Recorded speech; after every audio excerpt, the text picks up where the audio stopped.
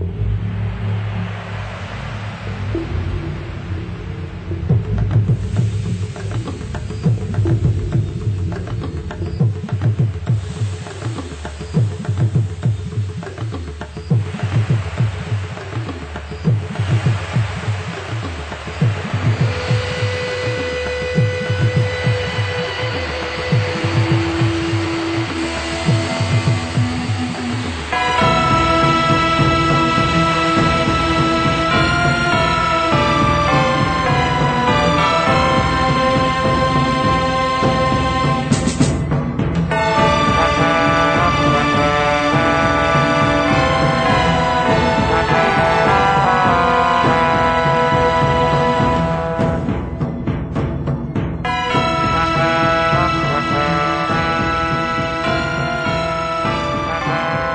ایران هرگز به شرایطی که با استقلال سیاسی و اقتصادی و به شرافت ملیون سازگار نباشد تن در نخواهد داد.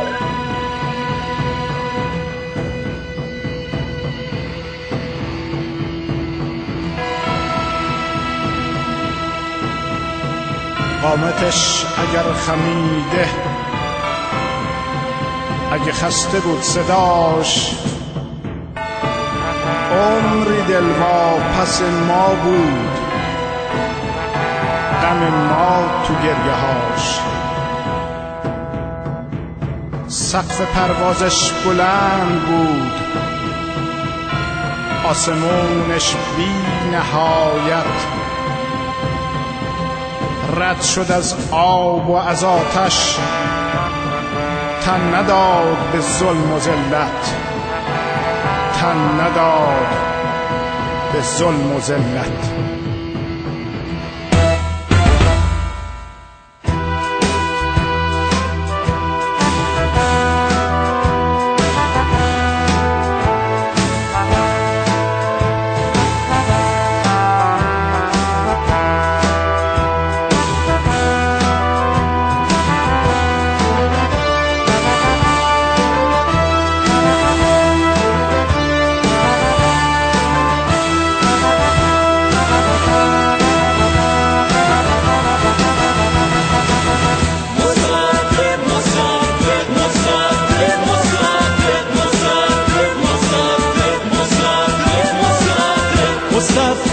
مصدق تو سرباز ساده به ملک اهورا مسیحان عاشق،